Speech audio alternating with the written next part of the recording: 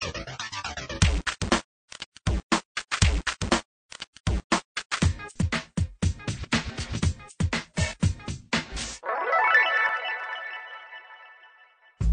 here in Las Vegas, Nevada at the home of 1983 main event world champion Tom McEvoy. We're going to go inside and see how a world champ lives.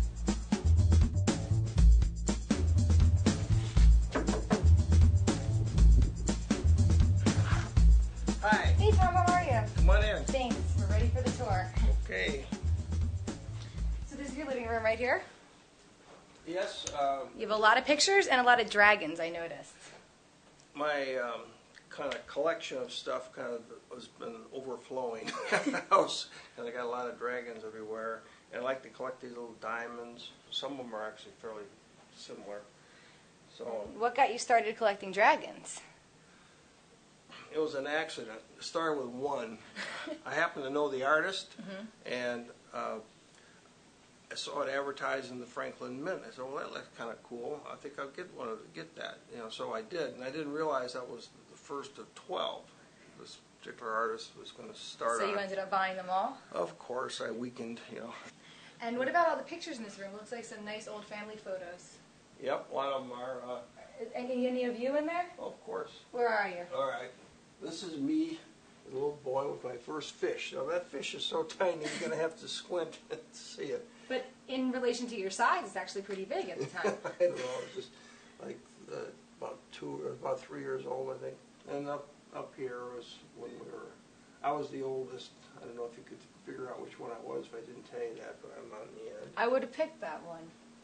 That was the precise moment when the river card was turned, and I realized I had won the last hand, won the World Series of Poker. And someone captured that?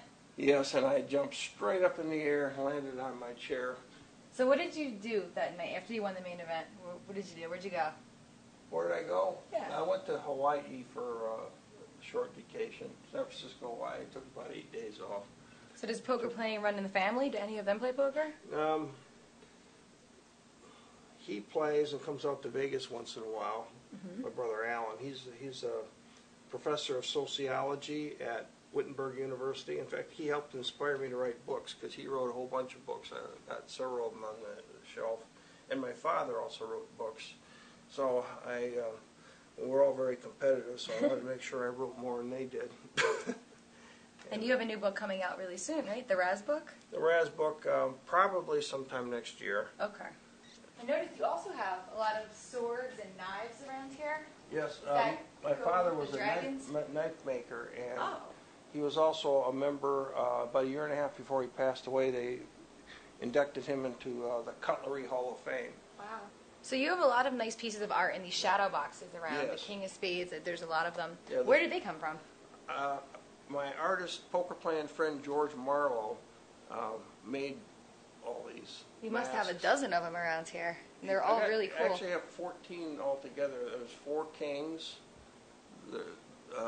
2 on the other side where in the room we just were, 2 on this side. There's 4 jacks in the wall, and then the queens are in the kitchen where they belong. Cut? No. Anyway, this has been reproduced many, many times. I recognize some of those guys. Well, you should. Every one of them has won the main event of the World Series of Poker. And this was Johnny Moss's last World Series. Wow. This was taken at the World Series in 1995, and he passed away before the year was out. So this was his last one.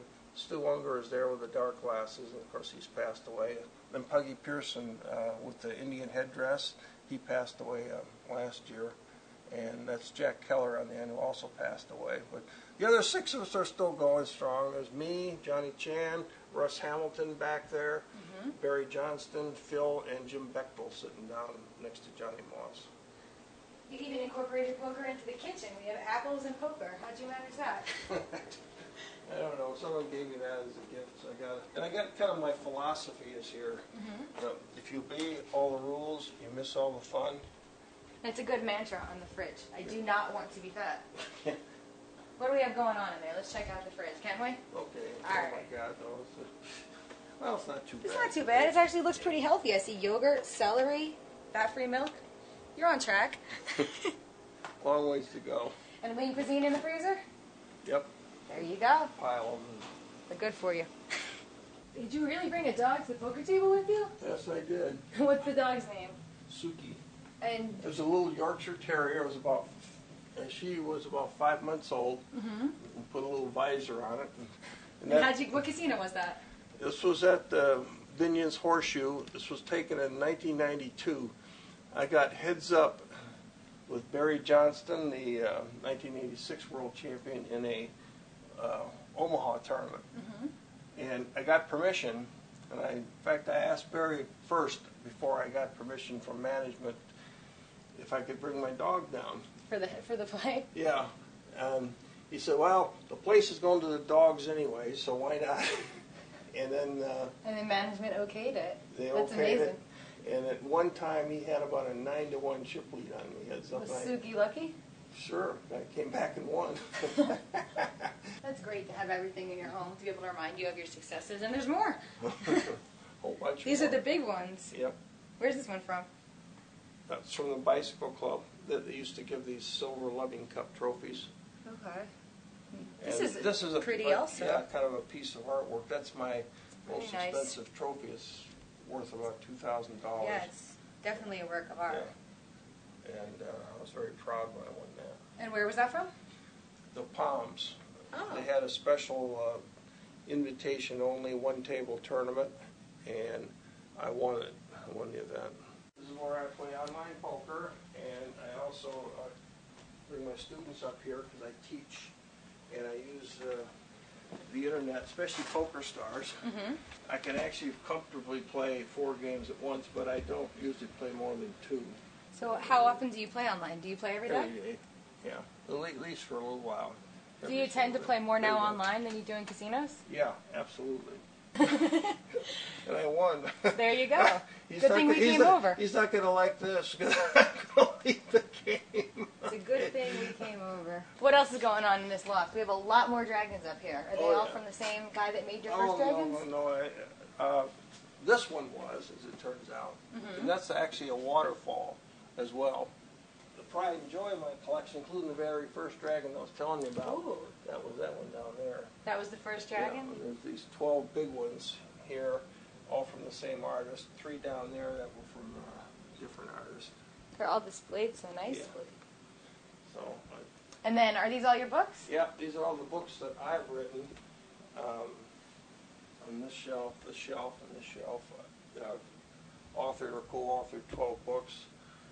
And these are all poker books by other authors that I haven't actually had a chance to read yet. And on this shelf and up about half of this shelf. Wow. So I've been accused of having entirely too many knickknacks in this house.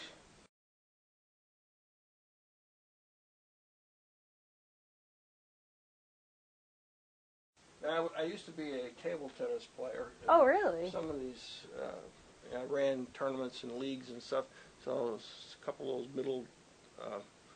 Those are table tennis trophies? Yes. At one time I had over 200 trophies.